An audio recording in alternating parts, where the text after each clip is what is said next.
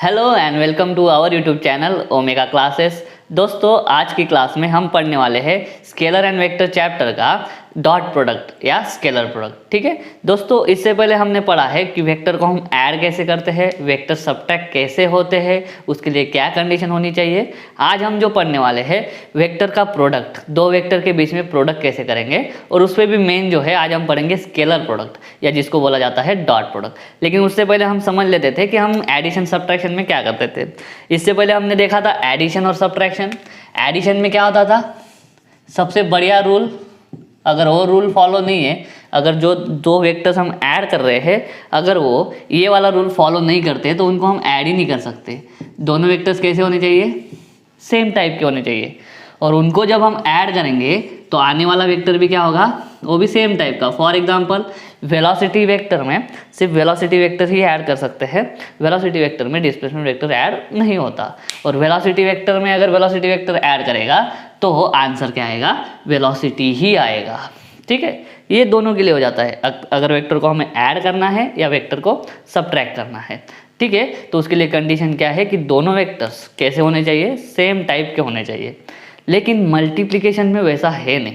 ठीक है, मल्टीप्लिकेशन में हम दो सेम टाइप के वेक्टर्स भी एक दूसरे के साथ में मल्टीप्लाई कर सकते हैं, दो अलग अलग टाइप के वेक्टर्स भी एक दूसरे के साथ मल्टीप्लाई हो सकते हैं। ठीक है, तो उसमें क्या होता है, कुछ कंडीशंस बन जाती है। ठीक है, तो अभी हम पढ़ते हैं कि किन दो क्वांटिटीज़ को मल्टीप्लाई करके जो थर्ड क्वांटिटी आएगी वो कैसी होगी। ठीक है, मैं बताता हूँ। मान लो एक स्केलर क्वांटिटी है और उसका मल्टीप्लिकेशन करा हमने स्केलर क्वांटिटी से, जो आने वाली क्वांटिटी होगी वो भी स्केलर होगी। ठीक है, दूसरा एक स्केलर लिया हमने और उसका मल्टीप्लिकेशन हमने कर दिया वेक्टर से। अभी ठीक से देखना, जब दो स्केलर एक दूसरे से मल्टीप्लाई होंगे तो आंसर आएगा स्केलर ही है। ठीक है, और जब दो, एक वेक्टर होगा एक स्केलर होगा, दो क्वांटिटीज़ में से एक क्वांटिटी होंगी स्केलर क्वांटिटी, दूसरी होगी वेक्टर क्वांटिटी, तो आने वाली क्वांटिटी हमेशा क्या होंगी, वेक्टर। ठीक है, ये चीज़ ध्यान में रखना।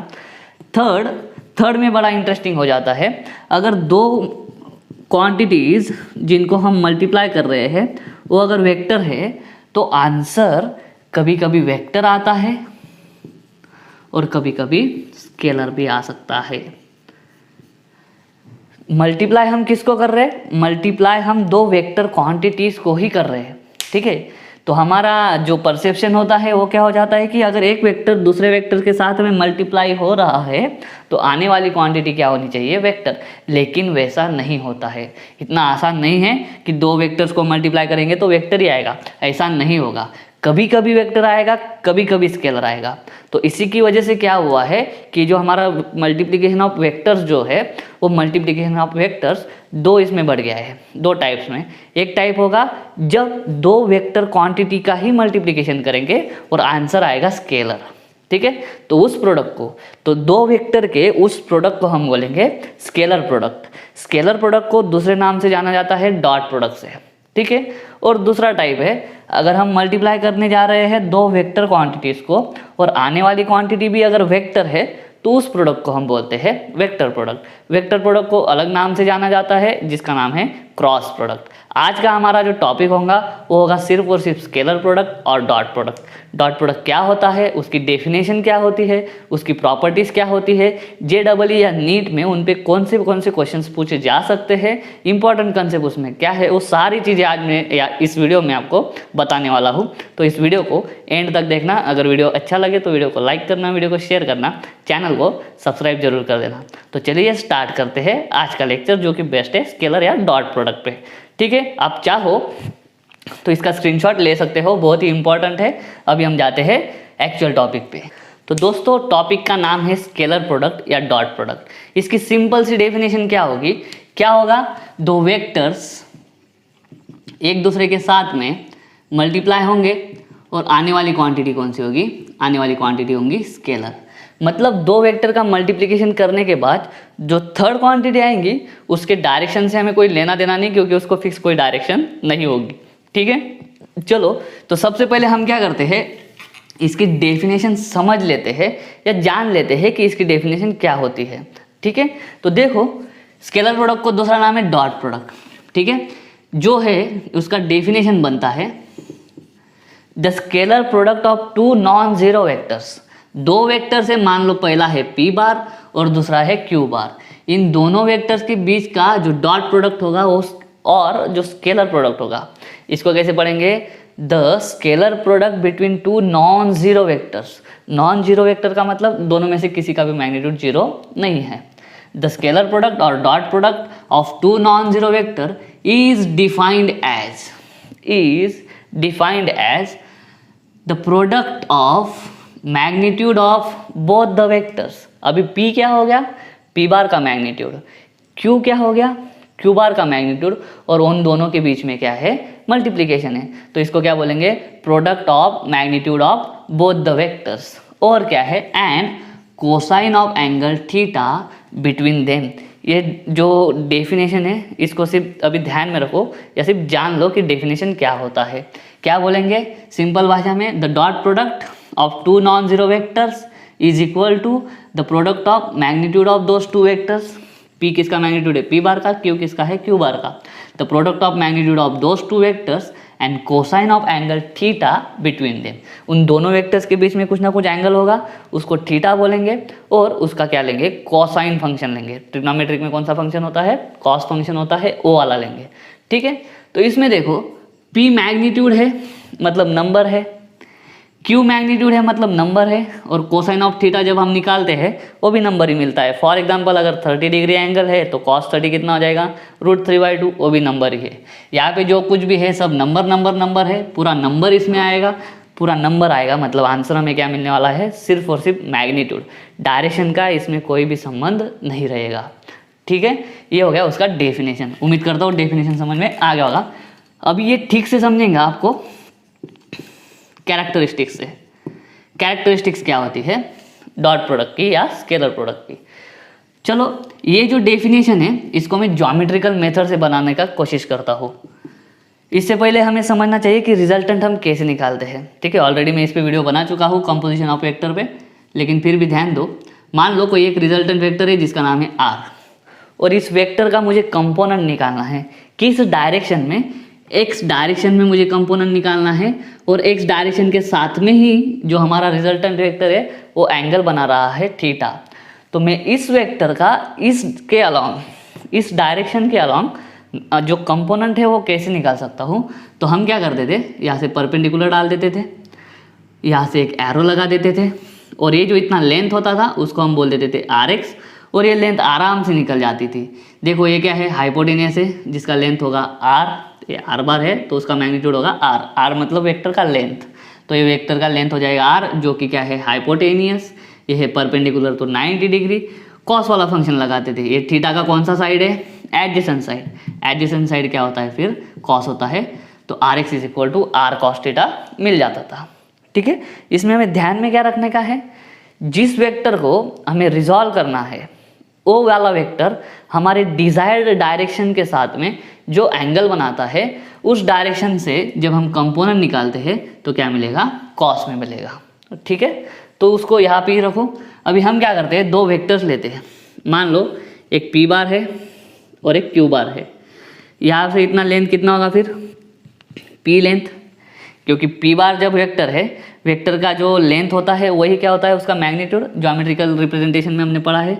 ये Q बार है और उसका लेंथ कितना होगा? Q। ठीक, ये वाली डेफिनेशन हमें लाना है ज्योमेट्रिकल के हिसाब से, ज्योमेट्री से। मान लो P बार और Q बार में एंगल है थीटा। ये वेक्टर है P बार और ये वाला वेक्टर है Q बार, दोनों के बीच का एंगल है थीटा। तो यहाँ पे मैं इसको ऐसे भी लिख सकता हूँ QP cos थीटा।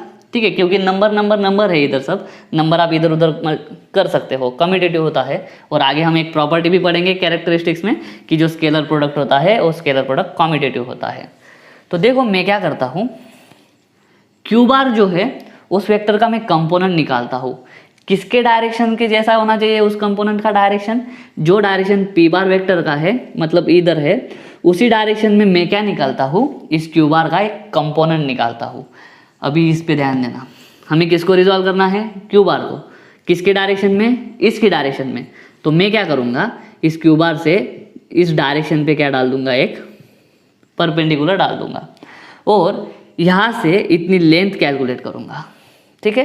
वो लेंथ कितना आएगा, देखो ये थीटा है, ये क्या है, पूरा लेंथ क्यू है, हाइपोटेनियस क्यू है, तो कॉस थीटा क्या हो जाता है, adjacent upon hypotenuse. Cos theta adjacent side ये रही, मालूम नहीं, ठीक है, ये एडजेसेंट है। और हाइपोटेनियस क्या है आपका, इधर आर नहीं है, इधर क्या है, क्यू है। तो एडजेसेंट साइड क्या हो गया, क्यू कॉस थीटा। तो इतना लेंथ क्या हो जाता है, इतना छोटा सा लेंथ हो जाता है क्यू कॉस थीटा। और ये इधर जो मिला है वो भी कौन सा क्वांटिटी है, वेक्टर क्वांटिटी है। ये क्यू कॉस थीटा क्या है, इस क्यू का कंपोनेंट है। जिस तरह से आर एक्स क्या होता था, आर कॉस थीटा होता था, और वो क्या है, इस आर वेक्टर का रिजल्टेंट का कंपोनेंट किस डायरेक्शन में, एक्स डायरेक्शन में। उसी तरह से यहाँ पे ये क्यू कॉस थीटा क्या हो गया, इस क्यू का कंपोनेंट किस डायरेक्शन में, जिस डायरेक्शन में आपका पी वेक्टर है उस डायरेक्शन में, ठीक है। तो अभी देखो ये वाली डेफिनेशन कैसी बनेगी, P bar dot Q bar is equal to, हमने लिखा है P into Q cos theta. इस पूरे को मैं क्या बोलूँगा, ठीक है, पी क्या है, magnitude of P bar, magnitude इस पी बार का मैग्नीट्यूड कितना है, पी है। और क्यू कॉस थीटा क्या है, क्यू कॉस थीटा भी मैग्नीट्यूड ही है, लेकिन किसका, इस दूसरे वेक्टर का। लेकिन दूसरे वेक्टर का पूरा मैग्नीट्यूड है क्या, तो नहीं, दूसरे वेक्टर के कंपोनेंट का मैग्नीट्यूड। और वो कंपोनेंट कैसा होगा, ऐसा कंपोनेंट जिसकी डायरेक्शन किसके जैसे होगी, जिसकी डायरेक्शन इस वेक्टर के डायरेक्शन के जैसी होगी। तो मैं इसको क्या बोल सकता हूँ कि dot product between two non zero vectors is defined as the magnitude of product of magnitude of one vector and क्या होगा, मैग्नीट्यूड ऑफ, अभी किसका मैग्नीट्यूड, दूसरे वेक्टर का पूरा मैग्नीट्यूड का, तो नहीं, the magnitude of component of second vector. इस दूसरे वेक्टर का, इस सेकंड वेक्टर का हमने एक कंपोनेंट निकाला और उसका मैग्नीट्यूड कितना है, क्यू कॉस थीटा। लेकिन वो कंपोनेंट क्या होगा, component of second vector in the direction of first. ये बहुत जरूरी है समझना। पहला वेक्टर मैंने कौन सा मान लिया, पी बार, दूसरा वेक्टर कौन सा मान लिया, क्यू बार। पी बार का मैग्नीट्यूड पी, क्यू बार का मैग्नीट्यूड क्यू, ठीक है। डेफिनेशन जैसे कि वैसे लिख ली मैंने नीचे, पी अलग लिख लिया, क्यू कॉस थीटा अलग लिख लिया। तो पी क्या है, मैग्नीट्यूड ऑफ फर्स्ट वेक्टर, ठीक है, मैग्नीट्यूड ऑफ फर्स्ट वेक्टर, दोनों के बीच में प्रोडक्ट है। दूसरी क्वांटिटी क्या है, क्यू कॉस थीटा पूरी है। अभी क्यू कॉस थीटा क्या है, इस सेकंड वेक्टर के एक कंपोनेंट का मैग्नीट्यूड। और कंपोनेंट क्या होगा, जिसकी डायरेक्शन किसकी जैसी होगी, पहले वेक्टर की जैसी। तो मैं इसको क्या बोल सकता हूँ, डॉट प्रोडक्ट को, dot product is also defined as the product of magnitude of one vector and the magnitude of, अभी किसका magnitude, magnitude of component of second vector, component of second vector. और वो कंपोनेंट कैसा होगा, in the direction of first, in the direction of first. तो हम सिर्फ इसको ही रिजॉल्व कर सकते हैं क्या, तो नहीं, हम इसको भी रिजॉल्व कर सकते हैं। अगर इसको हमें रिजॉल्व करना है, एक कंपोनेंट हमें इसकी डायरेक्शन में चाहिए, तो मैं इसी की तरह ऑपरेशन परफॉर्म करूंगा। इससे मैं क्या करूंगा, यहाँ पे परपेंडिकुलर ड्रॉ कर दूंगा। यहाँ पे अगर परपेंडिकुलर ड्रॉ कर दिया तो ये हाइपोटेनियस हो जाएगा पूरा का पूरा पी, ये पूरा पी क्या हो जाएगा, हाइपोटेनियस। ये 90 डिग्री के सामने वाली हाइट है या साइड है, हाइपोटेनियस। अभी मुझे क्या करना है, इसका कंपोनेंट इस दिशा में, तो मैं क्या करूँगा, ऐसा आरो डाल दूंगा।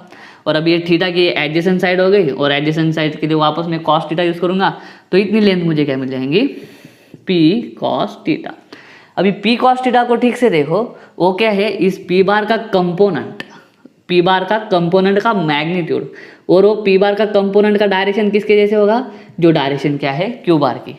इसी को मैं क्या लिख सकता हूँ, Q into P cos theta.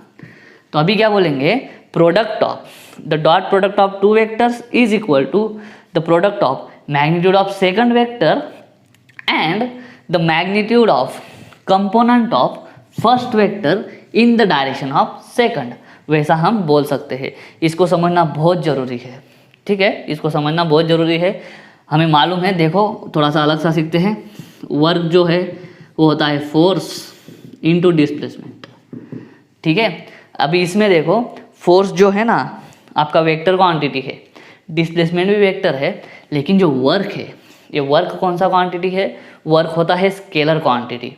तो ये जो है वर्क कब मिलेगा फिर आपको, जब आप इस फोर्स वेक्टर और डिस्प्लेसमेंट वेक्टर के बीच में कौन सा ऑपरेशन करोगे, जब आप क्या करोगे, उन दोनों के बीच में डॉट प्रोडक्ट करोगे।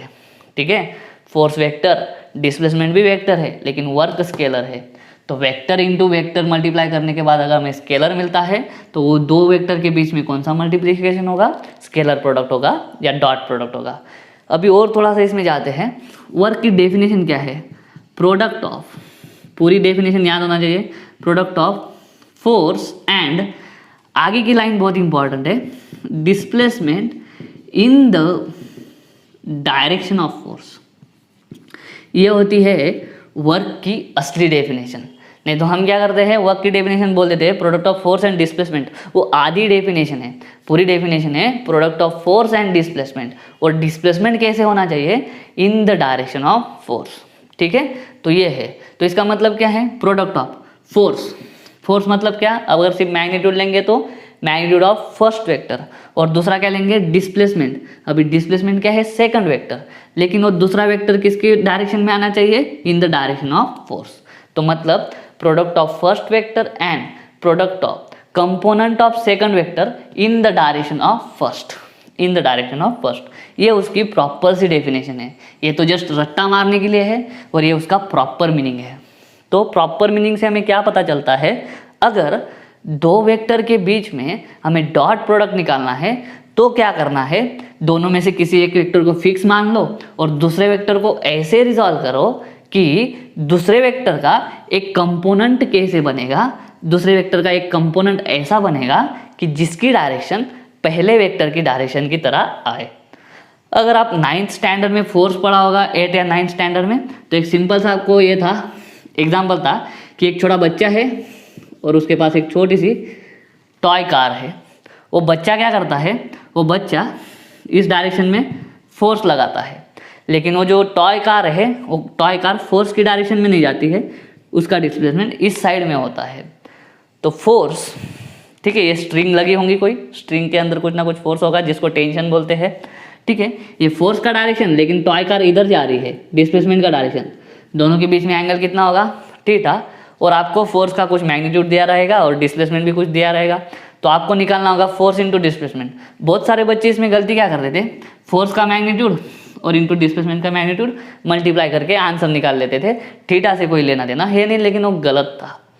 इसमें आपको प्रॉपर वर्क कैसा निकलेगा, आपको फोर्स का मैग्नीट्यूड लेना पड़ेगा, डिस्प्लेसमेंट का मैग्नीट्यूड लेना पड़ेगा, और फोर्स और डिस्प्लेसमेंट के बीच में जो एंगल होगा उसका कॉस निकालना पड़ेगा, तब भी आपको क्या मिलेगा, प्रॉपर वर्क डन मिलेगा, क्योंकि वर्क होगा product of force and displacement. और कौन सा product, dot product. Dot product में कौन सा ट्रिग्नोमेट्रिक फंक्शन आता है, कोसाइन आता है। ठीक है दोस्तों, तो ये जो पहली कैरेक्टरिस्टिक्स हमने पढ़ी ना, यही क्या है, इसकी प्रॉपर डेफिनेशन डॉट प्रोडक्ट की। चाहो तो आप इसका स्क्रीनशॉट ले सकते हो, फिर हम लेंगे सेकंड प्रॉपर्टी। ठीक है, उम्मीद। तो चलिए दोस्तों, आगे की जो कैरेक्टरिस्टिक्स है वो बहुत छोटी छोटी है। पहली कैरेक्टरिस्टिक्स है, पढ़ ली है हमने ऑलरेडी। चलो दूसरी है, अभी क्या है, जो डॉट प्रोडक्ट या फिर स्केलर प्रोडक्ट जो है वो क्या है, कम्यूटेटिव है। अभी कम्यूटेटिव का मतलब क्या, पहला वेक्टर डॉट दूसरा वेक्टर लो या Q bar dot P bar लो, कोई फर्क नहीं पड़ने वाला है, क्योंकि आने वाली क्वांटिटी जो है उसमें डायरेक्शन नहीं है, उसमें सिर्फ नंबर है। तो 2 इंटू 4 करो या 4 इंटू 2 करो, एक ही बात है, वही इसमें भी होगा। मतलब ये पी क्यू कॉस थीटा करो आप, ठीक है, या क्या करो, Q into P cos theta करो, एक ही बात है। कि दोनों में से आपको जिसका मन चाहे, जो मन चाहे, किसी को एक को रिजॉल्व कर लो दूसरे की डायरेक्शन में। ठीक है, ऐसा नहीं है कि हर बार क्यू को ही रिजॉल्व करेंगे या हर बार पी को ही, आपकी मर्जी है, आप किसी को भी रिजॉल्व कर सकते हो, लेकिन रिजॉल्व ऐसे करना दूसरे को कि जो कंपोनेंट बनाओगे उसका डायरेक्शन पहले वेक्टर के डायरेक्शन जैसा आना चाहिए। तो एक कम्यूटेटिव है, बहुत आसान प्रॉपर्टी है। तीसरी कैरेक्टरिस्टिक्स है कि ये जो है ये क्या है, डिस्ट्रीब्यूटिव है।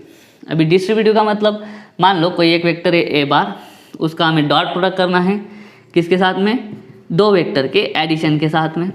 तो इसको लिखेंगे कि पहले ए का डॉट प्रोडक्ट करेंगे बी के साथ और बाद में ए का डॉट प्रोडक्ट करेंगे किसके साथ में, सी के साथ में। सिंपल सी प्रॉपर्टी है, डिस्ट्रीब्यूटिव प्रॉपर्टी है, अलजेब्रा में भी पढ़ा है, वेक्टर में भी ये काम में आ जाएगी।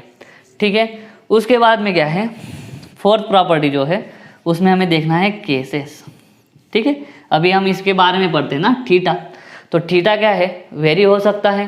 थीटा कैसे वेरी होगा, अगर दो वेक्टर पैरेलल होंगे तो थीटा 0 होगा, अगर दो वेक्टर एंटी पैरेलल होंगे तो थीटा 180 होगा, परपेंडिकुलर होंगे तो 90 होगा। तो तीनों केसेस हम ले लेते हैं। मान लो फर्स्ट केस है, अगर दोनों वेक्टर क्या है, पैरेलल, पैरेलल है तो थीटा कितना हो जाएगा, 0 डिग्री, ठीक है।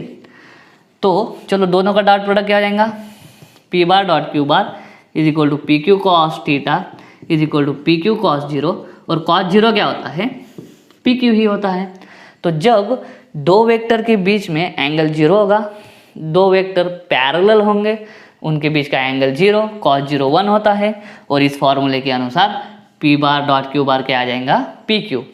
पी मतलब पी बार का मैग्नीट्यूड, क्यू मतलब क्यू बार का मैग्नीट्यूड, ठीक है। इस तरह से हाईएस्ट हमें प्रोडक्ट कब मिलेगा, जब दोनों वेक्टर पैरेलल होंगे।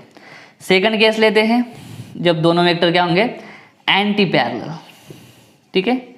एंटी पैरेलल का मतलब क्या है, एंटी पैरेलल का मतलब है एक का डायरेक्शन ऐसा होगा, दूसरे का डायरेक्शन ऐसा होगा, मतलब दोनों के बीच में एंगल कितना होगा, 180 डिग्री। तो इसी फॉर्मूले से जाएंगे, P bar dot Q bar is equal to P Q cos theta, अभी कॉस थीटा की जगह पे मैं डाल देता हूँ 180, कॉस 180 होता है -1, तो इसका आंसर क्या जाएगा, माइनस पी क्यू, ठीक है। तो जब दो वेक्टर्स एक दूसरे को एंटी पैरेलल होंगे तो प्रोडक्ट क्या मिलेगा हमें, डॉट प्रोडक्ट मिनिमम मिलेगा, माइनस में मिलेगा, ठीक है।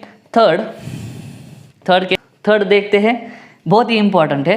अगर दो वेक्टर परपेंडिकुलर होंगे, दो वेक्टर एक दूसरे को परपेंडिकुलर होंगे तो थीटा होगा 90 डिग्री, तो पी बार डॉट क्यू बार क्या हो जाएगा, पी क्यू कॉस 90, कॉस 90 होता है 0, तो आ जाएगा 0। ये वाली जो प्रॉपर्टी है आपकी, जो परपेंडिकुलर वाली प्रॉपर्टी है, ठीक है, ये परपेंडिकुलर वाली प्रॉपर्टी जो है आपको बहुत ज़्यादा हेल्प करेगी, बहुत ही ज़्यादा हेल्प करेगी JEE और नीट के क्वेश्चंस सॉल्व करने के लिए, ठीक है। हमें बताया जाएगा कि दो वेक्टर्स है, दो वेक्टर्स एक दूसरे को परपेंडिकुलर है, और हमें कोई एक अननोन होगा, उसका हमें वैल्यू निकालना होगा। इस तरह के क्वेश्चंस मैंने ऑलरेडी इस चैप्टर का जो एक्सरसाइज है वो सॉल्व करके रखा है, आपको प्लेलिस्ट में वीडियो मिल जाएगा। इस चैप्टर के एक्सरसाइज में जितने भी क्वेश्चन हैं, न्यूमेरिकल है, MCQ है, सारे मैंने सॉल्व कर दिए हैं। चाहो तो मैं लिंक डिस्क्रिप्शन में दे देता हूँ, ठीक है। तो ये होगी केसेस। इस केसेस में हमें एक बात ध्यान से देखना है, हमने यूनिट वेक्टर्स पढ़े हैं, ठीक है। आई कैप जो होता है वो क्या होता है, एक्स डायरेक्शन वाला यूनिट वेक्टर, जे कैप होता है वो होता है वाई डायरेक्शन वाला, और के कैप जो होता है वो होता है जेड डायरेक्शन वाला यूनिट वेक्टर। इसका आंसर हम कैसे निकालेंगे, जो आई डॉट आई का आ जाएगा वही जे डॉट जे का आ जाएगा, और वही के डॉट के का। किसी एक का समझ लेते हैं, ठीक है। पहला वेक्टर है यूनिट वेक्टर, मतलब इसका मैग्नीट्यूड 1 होगा। चलो इसको निकालते हैं, आई डॉट आई क्या है definition, the product of two non zero vector, dot product of two non zero vector is equal to product of magnitude of first vector, तो पहले वेक्टर का मैग्नीट्यूड है 1, क्यू मतलब मैग्नीट्यूड ऑफ सेकंड वेक्टर, उसका भी magnitude है 1, cos theta. अभी दोनों वेक्टर की डायरेक्शन देखो सेम है, एक्स डायरेक्शन, दोनों के बीच में एंगल 0 होगा, तो कॉस 0, तो 1 × 1 1, कॉस 0 कितना होता है 1, तो आई डॉट आई कितना आ जाएगा 1, उसी तरह जे डॉट जे आ जाएगा 1, के डॉट के आ जाएगा 1, ठीक है। अभी अगला परपेंडिकुलर वाली केस देखते हैं। इसके लिए I dot J, J dot के, और हम देखेंगे के डॉट आई, ठीक है। और ये जे डॉट आई करेंगे तो भी वही आएगा, क्योंकि डॉट प्रोडक्ट क्या है, कम्यूटेटिव, ठीक है। के डॉट जे करेंगे तो भी चलेगा, और आई डॉट के करेंगे तो भी चलेगा। इन 6 में से एक की वैल्यू मैं निकाल के देता हूँ, बाकियों में आप सेम डाल सकते हो।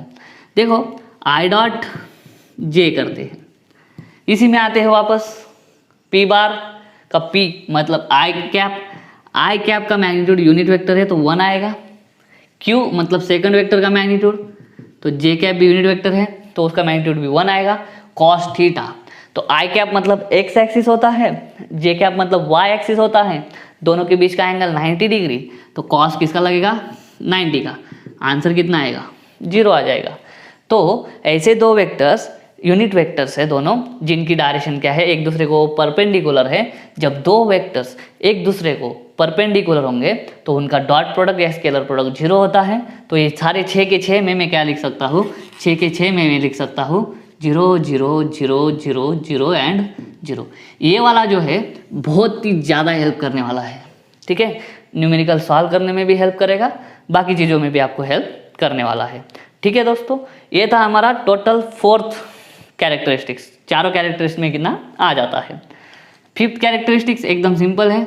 मान लो किसी वेक्टर का खुद ही के साथ में डॉट प्रोडक्ट करना है, तो क्या करेंगे, पहले वेक्टर का मैग्नीट्यूड लो, दूसरे वेक्टर का मैग्नीट्यूड लो, और किसी वेक्टर का अपने आप के साथ, पहला भी पी बार है दूसरा भी पी बार ही है, किसी भी वेक्टर का अपने आप के साथ में एंगल कितना होता है 0। तो ये क्या आ जाएगा आंसर। उसी तरह से Q bar dot Q bar करो, आंसर आ जाएगा Q square. If the vector is scalar multiplied with itself then the answer is the square of the magnitude of the vector. अगर एक वेक्टर का खुद ही के साथ में स्केलर मल्टीप्लिकेशन कर लिया, मतलब स्केलर प्रोडक्ट कर लिया, तो आंसर क्या आ जाएगा, उस वेक्टर के मैग्नीट्यूड का स्क्वायर आ जाएगा, ठीक है। ये छोटी सी प्रॉपर्टी थी, उम्मीद करता हूँ समझ में आ गया होगा। आगे वाली जो प्रॉपर्टी है वो थोड़ी बड़ी प्रॉपर्टी है, उसके लिए मुझे रफ करना पड़ेगा। चाहो तो आप स्क्रीनशॉट ले सकते हो, फिर हम देखेंगे नेक्स्ट कैरेक्टरिस्टिक्स। चलिए दोस्तों नेक्स्ट कैरेक्टरिस्टिक्स देखते हैं। हमें अभी इसमें पता चलेगा कि दो वेक्टर जब हमें दिए रहेंगे, ठीक है, वेक्टर कैसे देते, देखो हम लिखते हैं पी बार को लिख लेते हैं पी एक्स आई कैप प्लस पी वाई जे cap plus P Z K cap. इस वेक्टर को ऐसे लिखने का मतलब क्या है, 3 डायमेंशनल वेक्टर है ये। पी एक्स क्या होगा, एक्स डायरेक्शन में मैग्नीट्यूड, और आई कैप क्या बोल देता है कि एक्स डायरेक्शन है, जे कैप बोल देगा वाई है, और के कैप बोल देगा कि जेड एक्सिस के डायरेक्शन है। P X P Y P Z क्या होंगे, कोएफिशिएंट्स होंगे। कोई भी वेक्टर जब हम रिप्रेजेंट करेंगे 4i plus 3j plus 5k, इसका मतलब क्या है, वाई एक्सिस एक्स एक्सिस की डायरेक्शन में कितना मैग्नीट्यूड है 4, जे एक्सिस की डायरेक्शन में कितना है 3, जेड एक्सिस की डायरेक्शन में कितना है मैग्नीट्यूड 5। तो टोटल वेक्टर कैसे बनता है, X component plus Y component plus Z component, ठीक है, इस तरह से उसको लिखा जाता है। तो वही किया है, पी बार को लिखा है मैंने एक्स कंपोनेंट वाई कंपोनेंट और जेड कंपोनेंट में। उसी तरह से क्यू बार को लिखूंगा एक्स एक्सिस का क्यू एक्स, वाई का क्यू वाई और एक जेड का क्यू जेड के क्या, ठीक है। चलो अभी हम निकालते हैं कि डॉट प्रोडक्ट कैसे करते हैं। तो सिंपल है, डिस्ट्रीब्यूटिव है, डिस्ट्रीब्यूटिव वाली प्रॉपर्टी यूज करेंगे, लेकिन पहले लिख लेते हैं पी एक्स आई कैप प्लस पी वाई जे cap plus P Z K cap dot Q x आई कैप प्लस क्यू वाई जे cap plus Q Z K cap, ठीक है। अभी क्या करेंगे, डिस्ट्रीब्यूटिव वाली प्रॉपर्टी यूज करेंगे, पी एक्स आई का मल्टीप्लिकेशन सारों के साथ करेंगे, बाद में पी वाई का करेंगे सारों के साथ, पी जेड का करेंगे सारों के साथ। तो चलो पहले उठा लेते हैं पी एक्स आई कैप को ब्रैकेट के अंदर, क्यू एक्स आई कैप प्लस क्यू वाई जे cap plus Q Z K cap. उसके बाद में किसकी बारी, पी वाई जे की बारी, पी वाई जे कैप ब्रैकेट के अंदर क्यू एक्स आई कैप क्यू वाई जे cap plus Q Z K cap. Last में किसका बारी आएगा, plus P Z K cap bracket के अंदर आएगा क्यू एक्स आई कैप क्यू वाई जे cap Q Z K cap, ठीक है। कुछ नहीं, ये ब्रैकेट को रिपीट कर दिया है खाली। अब इसको देखो ठीक से, मैग्नीट्यूड मैग्नीट्यूड मल्टीप्लाई करना और वेक्टर वेक्टर मल्टीप्लाई करना। तो P X into Q x multiply हो जाएंगे, तो हो जाएगा P X Q x, vector को ब्रैकेट में लिख लो आई डॉट आई, ठीक है। अभी देखो क्या हो जाएगा, P X into Q Y हो जाएगा, P X into Q Y I into J J, ठीक है, plus P X Q Z हो जाएगा और हो जाएगा आई इंटू के क्या। उसी तरह से क्या करेंगे, अभी हो गया पी एक्स का सारों के साथ में हो गया, अभी पी वाई का बारी, plus P Y into Q X होगा, J cap into I cap होगा, J cap into I cap, plus P Y into Q Y होगा और होगा J cap dot J cap, J cap dot J cap, plus P Y Q Z होगा और जे और के, जे और के। लास्ट में किसका बारी, पी जेड, ये वाला पी जेड के कैप की बारी, P Z into Q X होगा, आएगा क्या K cap dot I cap, K cap dot I cap plus P Z Q Y, P Z Q Y K cap dot J cap plus P Z Q Z, देखो P Z Q Z K cap dot K cap. अभी ये जो लिखा है बाजू में उसको ठीक से देखो, आई डॉट आई कितना हो जाएगा, आई डॉट आई 1 हो जाएगा। उसी तरह से जे डॉट जे क्या हो जाएगा, जे डॉट जे भी 1 हो जाएगा, के डॉट के 1 हो जाएगा, ठीक है। और बाकी जितना भी दिख रहा है देखो, I dot J 0, I dot के 0, उसके बाद में जे डॉट आई 0, उसके बाद में जे डॉट के कहाँ पे है, जे डॉट के 0, उसके बाद में के डॉट आई, तो के डॉट आई भी 0, उसके बाद में के डॉट जे भी 0। तो बचता क्या है, ये 0 हो जाएगा, ये 0 हो जाएगा, ये 0 हो जाएगा, ये 0 हो जाएगा, ये दोनों भी 0 हो जाएंगे। फाइनली आंसर क्या बचेगा, पी एक्स क्यू एक्स आई कैप क्या हो जाएगा 1 हो जाएगा, ठीक है। I dot I 1 J dot J 1 उसी तरह से, तो आई डॉट आई को क्या बोल देंगे 1, तो यहाँ पे बचेगा पी एक्स क्यू एक्स, ये सब 0 0, यहाँ पे क्या हो जाएगा पी वाई क्यू वाई, ये बाकी 0 0 और ये हो जाएगा पी जेड क्यू जेड। तो ये हो गया हमारा डॉट प्रोडक्ट का फॉर्मूला, ठीक है। उम्मीद करता हूँ समझ में आ गया होगा। तो बहुत ही ज़्यादा सिंपल है डॉट प्रोडक्ट निकालना। डॉट प्रोडक्ट में क्या करेंगे, दो वेक्टर्स दिए रहेंगे, ये पी एक्स पी वाई और पी जेड क्या होंगे, कोएफिशिएंट्स होंगे आई जे और K, Q X Q Y Q Z क्या होंगे, ये भी कोएफिशिएंट्स होंगे आई जे और के। दो वेक्टर्स के बीच में मल्टीप्लिकेशन करना है तो हम क्या करेंगे, आई कैप के कोएफिशिएंट का मल्टीप्लिकेशन, देखो पी एक्स क्यू एक्स मतलब क्या, दोनों के दो वेक्टर्स के आई कैप के जो कोएफिशिएंट्स होंगे उनके बीच में मल्टीप्लिकेशन कर दो, प्लस जे कैप के जो भी कोएफिशिएंट्स होंगे उनका मल्टीप्लिकेशन कर दो P Y Q Y, plus K cap के जो कोएफिशिएंट्स होंगे उनका सीधा सीधा मल्टीप्लिकेशन कर दो पी जेड क्यू जेड, हो गया आपका डॉट प्रोडक्ट मिल गया, ठीक है। इस तरह से हम क्या कर सकते हैं, डॉट प्रोडक्ट निकाल सकते हैं। ये बोलती है हमें कौन सी प्रॉपर्टी, ये वाली प्रॉपर्टी, ठीक है। तो और एक बात बताना भूल गया, ये जो हमें कभी कभी क्वेश्चन आता है, दो वेक्टर दिए रहते हैं और उन दो वेक्टर के बीच में एंगल हमें ढूंढना होता है। तो जब दो वेक्टर के बीच में एंगल ढूंढना होता है तो ये वाला फॉर्मूला यूज़ करो। एंगल कैसे ढूंढोगे, उसके हिसाब से कॉस थीटा, एंगल डायरेक्ट नहीं निकलेगा, उस एंगल का कौन सा फंक्शन निकलेगा, cos function. P bar dot Q bar निकालेंगे और उसको पी क्यू से डिवाइड कर देंगे। ये वाले फॉर्मूले से हम क्या निकालेंगे, एंगल निकालेंगे। अभी दो वेक्टर्स दिए रहेंगे, उन दोनों के बीच में एंगल निकालना है तो पहले P bar dot Q bar निकालेंगे। P bar dot Q bar कैसे निकालेंगे, ये फॉर्मूले के साथ में, ये फॉर्मूले के साथ में पी बार डॉट क्यू बार निकाल गया। पी और क्यू क्या है, मैग्नीट्यूड, इसका मैग्नीट्यूड कैसे निकलेगा, P X square plus P Y square plus P Z square. इसका मैग्नीट्यूड कैसे निकलेगा, क्यू एक्स का स्क्वायर प्लस क्यू वाई का स्क्वायर प्लस क्यू जेड का स्क्वायर, ठीक है। उस तरह से मैग्नीट्यूड निकल जाएगा, वैल्यू डाल देंगे, कॉस थीटा कुछ ना कुछ आएगा तो थीटा हो जाएगा कॉस इनवर्स, ठीक है। तो दोस्तों ये थी बड़ी इंपॉर्टेंट प्रॉपर्टी, इसका आपको सिर्फ ये ध्यान में रखना है, P bar dot Q bar is equal to this one, ठीक है। बीच का कुछ ध्यान में नहीं रखा तो भी चलेगा, ठीक है। उम्मीद करता हूँ यहाँ तक आपको समझ में आ गया होगा। अभी हम लेते हैं स्केलर प्रोडक्ट का लास्ट प्रॉपर्टी, बहुत ही सिंपल है। चलिए दोस्तों, स्केलर प्रोडक्ट की कैरेक्टरिस्टिक्स हमने देख ली है, लास्ट वाली प्रॉपर्टी बहुत ही ज़्यादा इंपॉर्टेंट है। इफ ऐसी है, if A bar dot B bar is equal to A dot bar C bar, ठीक है, ए बार डॉट सी बार। तो इसका मतलब नहीं, ये नहीं है दिस, अब ऐसा लिखना, this doesn't mean that b bar is equal to c bar ना। हमें जो स्केलर में क्या होता था हमारा, a into B is equal to A into C जब होता था तब हम क्या बोल देते थे, b इज इक्वल टू सी। लेकिन ये सब सारी चीज़ें क्या थी, हमारी स्केलर थी। लेकिन वेक्टर में ऐसा नहीं होगा।